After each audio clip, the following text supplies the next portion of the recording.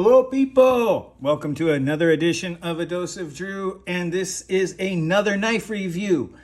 Strangely enough, seems to be most of my videos. Why? It doesn't put my face on the video.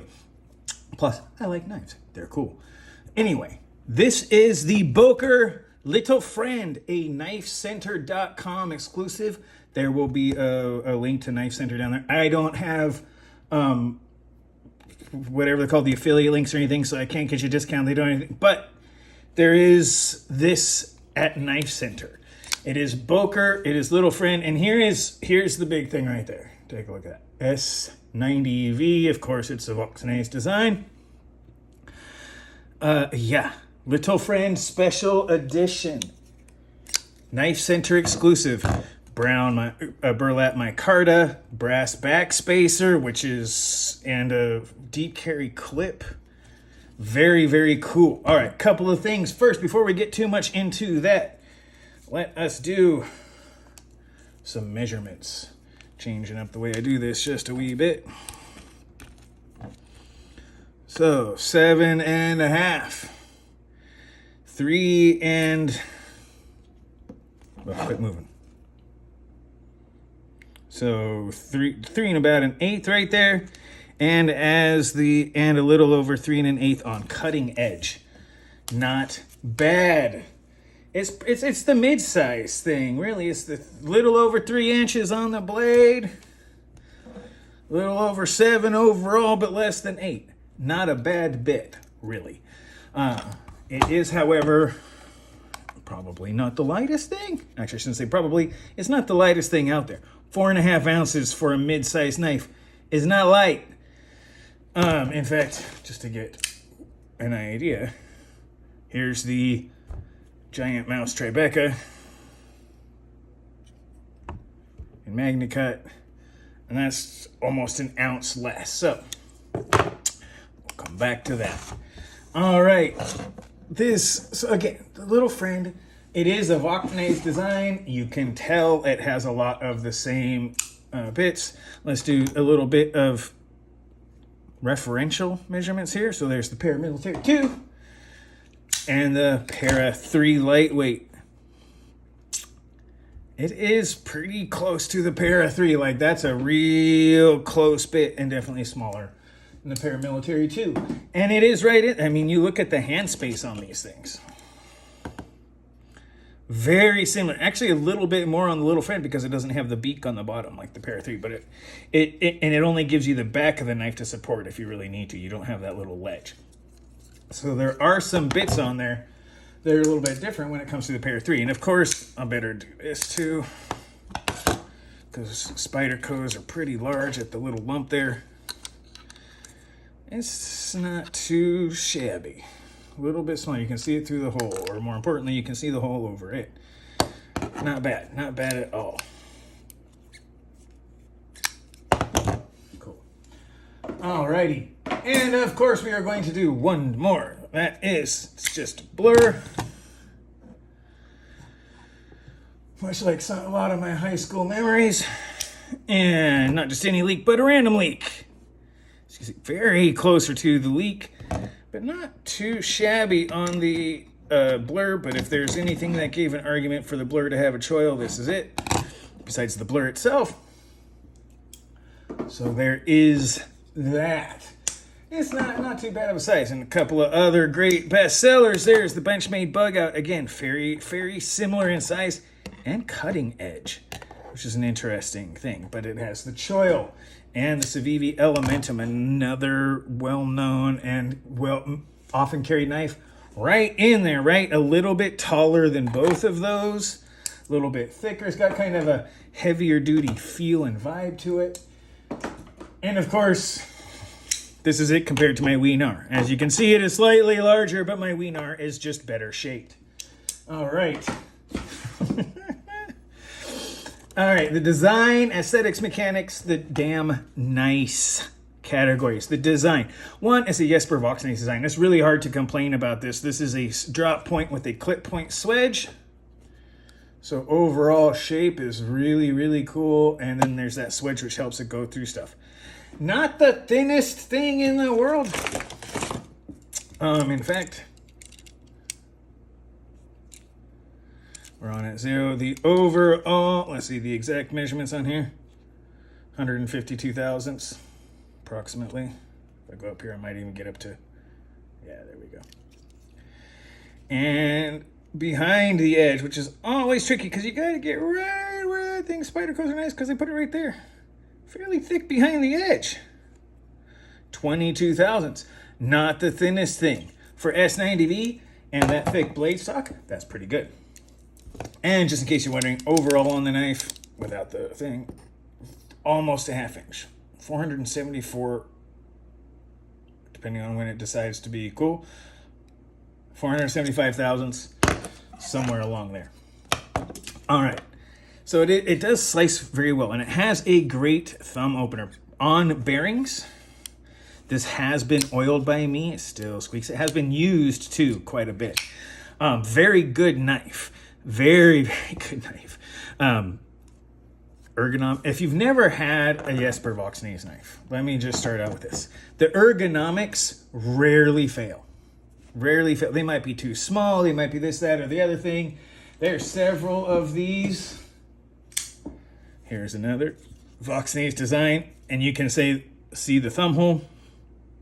Right? Again, ergonomics are almost always good. It's really, really hard to come up with, and once again, something that doesn't have good ergonomics. It may not always be the best, but they are always pretty good, which is honestly a hallmark of a Voxnaes design. You can pretty much guarantee it's going to have good ergos on the design. Does not always have the best at certain aspects, but we'll get to that in a minute. Because saber grip absolutely works great. Right? Choked up, you can get it. Overhand grip. Definitely got it there. For the pinch, or you can go up and pinch grip too, but this is sort of a pinch grip where you're working on it, as well as the scoring or pick a sliver grip. Very, very, very, very, very good at all of them. The ergos flipper tab, I keep using the hole, but there is that flipper tab. I use the thumb hole way too much. It is flickable in every aspect of the thing. You can, well, let me slow roll instead of trying to do it with it. You can slow roll it with the thumb out. Right? You can do just about anything. All the opening stuff is quite well. And it works really. I haven't cleaned this since I oiled it or since I got it. I got it, used a little bit, put some oil in there because it started to get a little bit gritty feeling. It was working really good. I've used it quite a bit. It's starting to feel like it needs to be cleaned. It's been used quite a bit. Probably needs its first cleaning. So there's a little bit of squeak. Do I care about that? No, that's actually pretty par for the course. Most knives I know of and have, they have great action out the gate. You put a little oil on them, they do good. All of the wear and tear comes in, the little pieces that wear in, all the little bits of metal and everything from the bearing, all that stuff tends to fill up the oil. If you clean that out and then get it going, you'd basically do an oil change on the sucker, and it'll tend to maintain that performance much longer. So you do a little bit of break-in, clean it out, put new oil in it, and then let it run. Usually does very good. And this is no exception. It is not milled out except for the bar. Once again, if there's one thing you can go with for almost every Voxnaes design, it's ergonomic and heavy. It's just, I mean, honestly, this is one, there might be others out there, but this is one of the first, this right here, right, on the chillin'.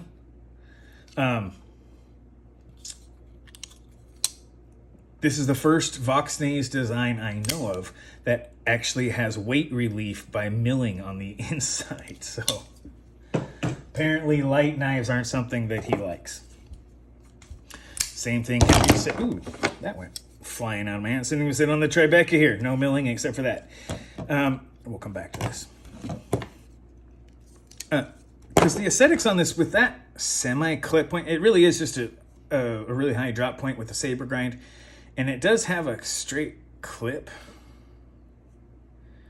that makes it almost look like a clip point whenever you look at it. Because right there, it looks like a clip point right there. It looks like it's hard. The drop point is at such an angle that it really does make it look like a clip point, but it performs like a drop point, which is really pretty cool. And it's really hard to complain out of the design. The ergonomics, great. Action, well, we'll get to that on the mechanics, but the aesthetics, fantastic. The brown micarta, not my favorite, but micarta, especially the canvas micarta, has this wonderful tacky quality to it, where even though there's a lot of resin and epoxy and stuff in there, those fibers do just have that little bit of grip, and it stays sticky when it gets wet. Giggity. And yeah, so there's that. It just kind of does. It works really good. It isn't the prettiest color, but it can be dyed. You want to make it a different color, by all means, go for it. So the aesthetics, really good. Design, easily 4 to 4.5 stars. There's some reasons I don't like it, but we'll get to that in a minute. The aesthetics, it's not my favorite, but it's not bad. Again, 4 to 4.5 stars.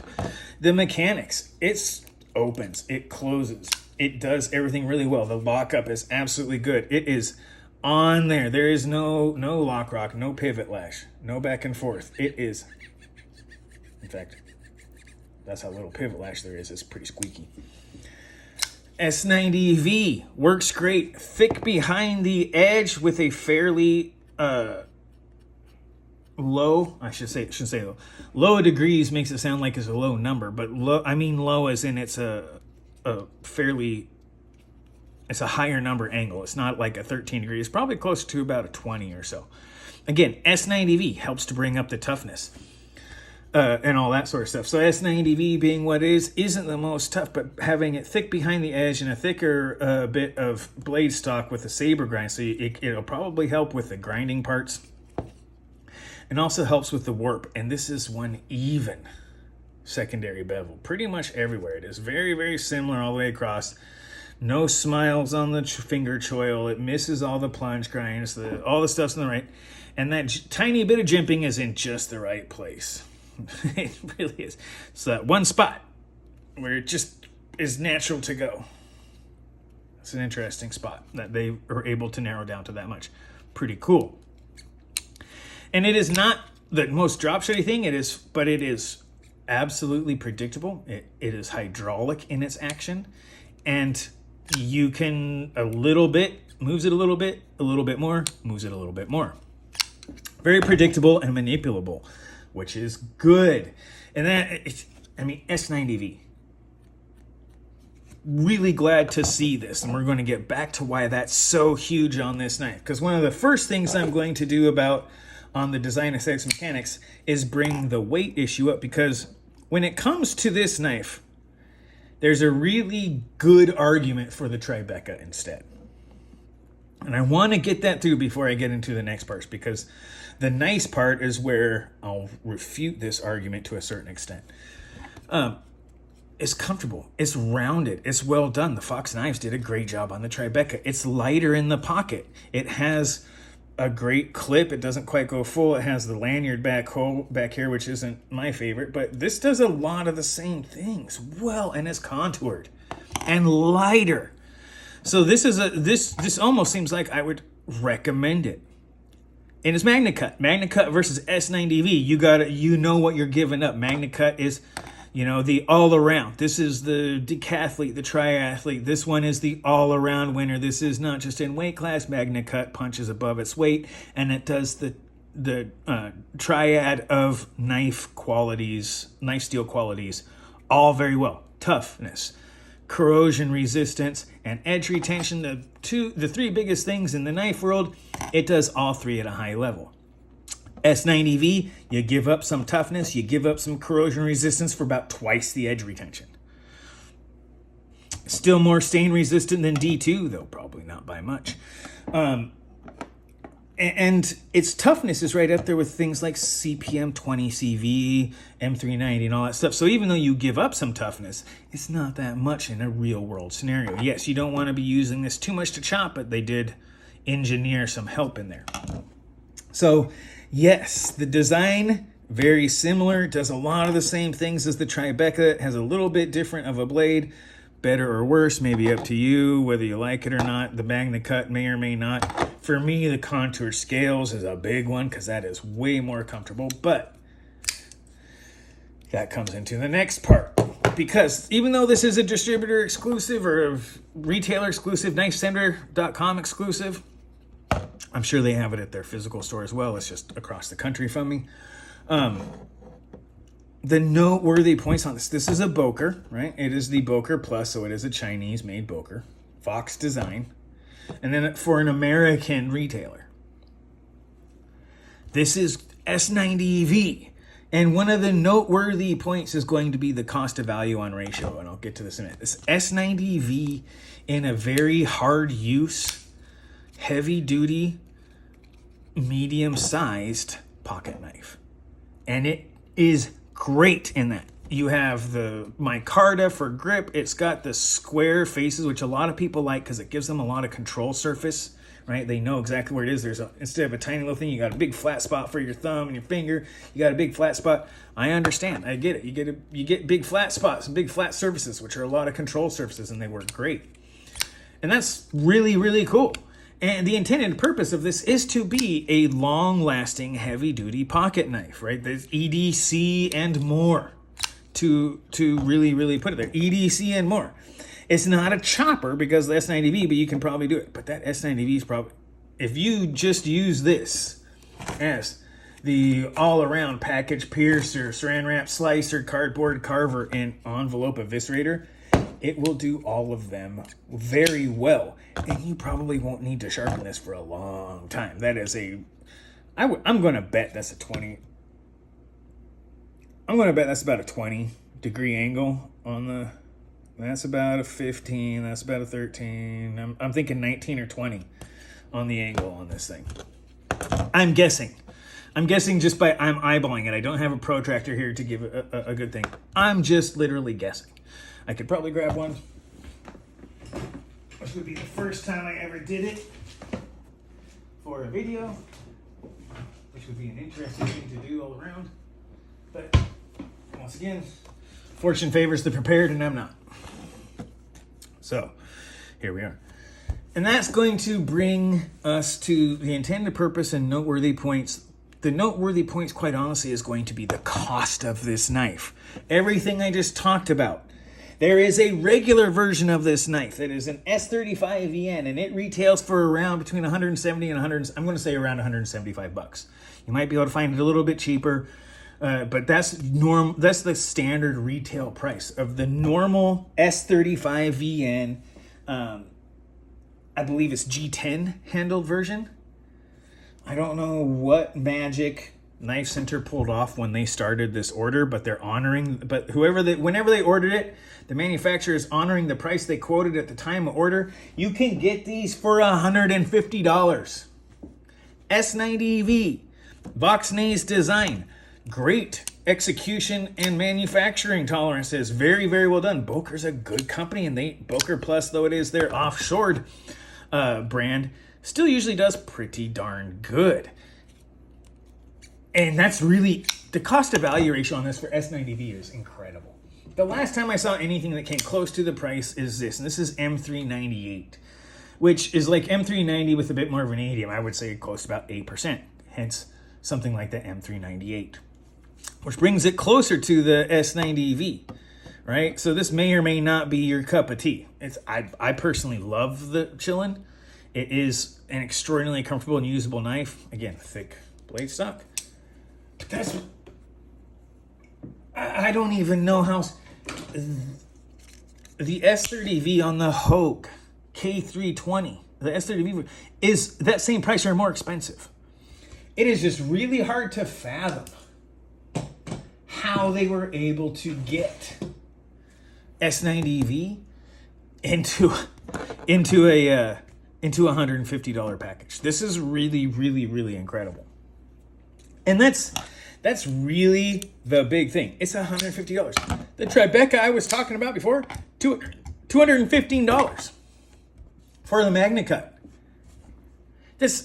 You can get this and a Civivi for the price of the Tribeca. And have an S90V. You might miss a little bit of contoured scales, but I mean, seriously, you can buy some or something for the extra price. Like it's like $20 for some materials. So this is an incredible value. It's not an incredible value in the same way something like well, let's just pull one. I know I've got one handy. Oh boy, do I? All right. Not in the way say this is not the right pyrite, but since I don't have a normal one sitting here, this is the more expensive one. But I do want to put in there. The regular pyrite's like $55.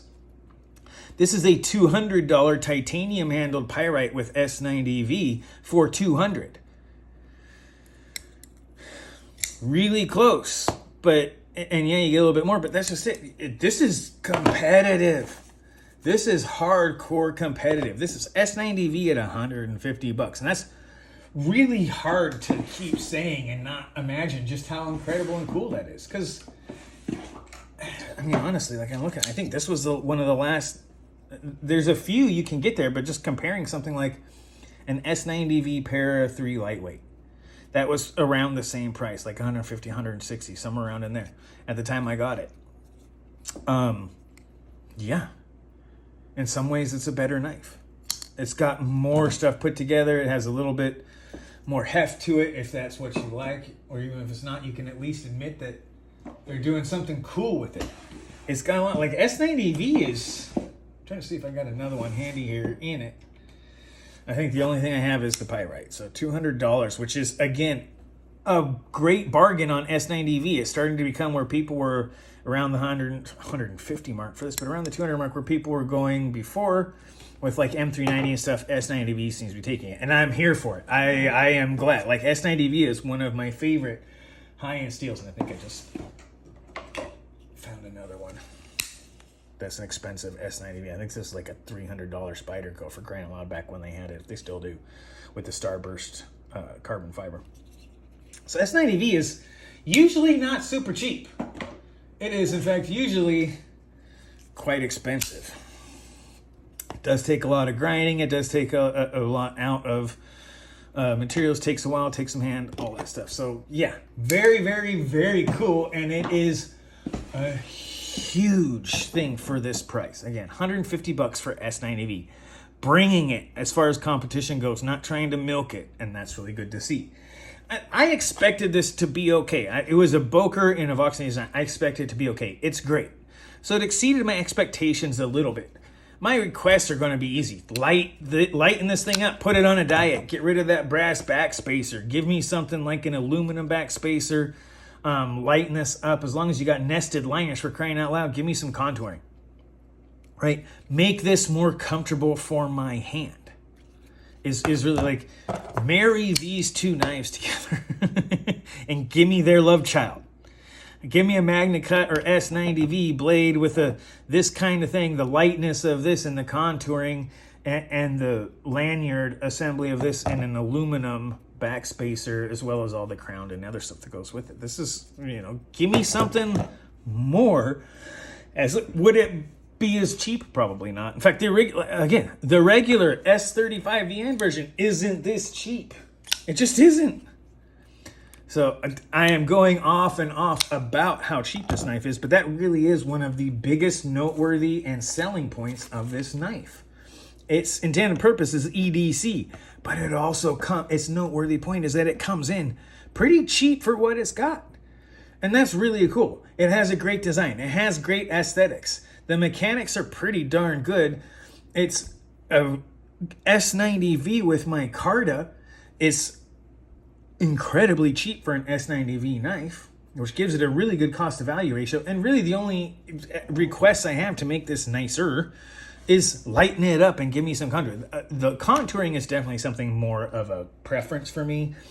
It is not something I have to have. I mean, for crying out loud, I have Spydercos, and Spydercos are pretty much, with the exception of one or two, are pretty much just square little slabs of frickin' G10 or whatever they put on here, right? They're pretty much just square slabs. So it's not so bad. It's not something you have to get around, but that would be my biggest thing. And the contouring, more comfortable, absolutely, and lightening this thing up. My goodness, give me an aluminum back. I mean, the balance point is way back here. You give me an aluminum backspacer, so it's more up here at the front and in between those fingers. And a little bit of milling, a couple of holes in the liner wouldn't hurt.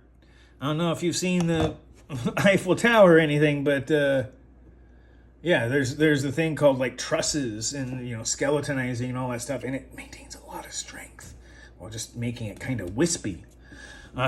It's an engineering thing. Come on, man. But yeah, give me something a little bit lighter. Don't give me this more than a quarter pound. Like when this thing weighs more than my food. My goodness. So yeah, that's probably my biggest complaint, is that this is a chunky monkey, but it's also heavy duty. And it's not a chunky monkey that'll just waffle in your hands. It's a chunky monkey that can do work, and that's a good thing. That's important. But it is definitely a heavy beast. And I have gone off. We're starting to run into the long term, so I really want to pull this together here, you guys, because this thing really does. Great design. Again, 4.5 stars. Aesthetics, 4.5 stars. Mechanics, 4 stars. There are some things that could be better on it when it comes to the mechanics, but it is what it is. The noteworthy points goes right with the cost to value ratio, which is 5 stars. To get S90V at this price is fantastic. It's one of the cheaper S90Vs you can get without making your own, without giving your own time. And as a regular, so we've got 5 stars on the cost of value. It's a great deal for S90V and what it is. And its intended purpose, I'll give it 4 stars. It's an EDC knife, but it does give up some bits of EDC usability in order to be a heavy duty use. So you get over some of the stuff. You can only carry it in jeans. You can't carry it in light stuff. My goodness, this thing weighs more than my phone and my keys put together, it seems like. So that would be there. Right? It's only about 4 stars maybe on that. Like, that's probably my single biggest thing on the EDC, is that this is just heavy. And most EDC tasks are not heavy duty. It's nice that it can be done, and it's nice that you have it. If I need to chop a branch or cut through, you know, a whole package of sisal rope like Cedric and Ages. What's up, Pete? Like Cedric and Ada's channel and all that sort of stuff. It's nice to know that I have the toughness there, but 99% of the time is overbuilt and overkill for what I need, and it's too heavy. Single biggest complaint, and of course it exceeds my expectations. That gives me a 4 stars. It doesn't exceed them to the point of where I'm wowed, but it exceeds them to the point of where I'm very happy about it. So it does exceed them. And when it comes to the request, it's relatively low, but again, I'm not going to double penalize. I'm going to put it at 4 simply because it's the same thing I said before. The same bit on the intended purpose in EDC is there. So we got 4.5, 4.5, 4.5, 5, and 4. This puts it at 4.5. On average, right? We've got a 5 and a 4 that balance each other out, and most of the rest is 4.5. This is a 4.5 star knife on the old Dose of Drew scale. And again, as I said before, it is a package piercer, a saran wrap slicer, a cardboard carver, and an envelope eviscerator extraordinaire. And that really makes it a great knife. 4.5 stars. Very recommendable. Get them while you can. It is a Knife Center exclusive. They probably, if they can get this knife again, it won't be at this price if they get another batch. So get them while you can, $150. And that makes it a great deal. With that, I'm going to wrap this up. This has been the review of the Booker. Say hello to my little friend. Had to put it in there somewhere. All right. And it is good. 4.5 stars and highly recommendable. And with that, I'm going to wrap this up. Go ahead, you guys. Take this video. Watch it twice. Comment as much as you like. Be mindful of side effects. Remember to like and subscribe. This has been your Dose of Drew. I am said Drew. And you guys have a great rest of your night.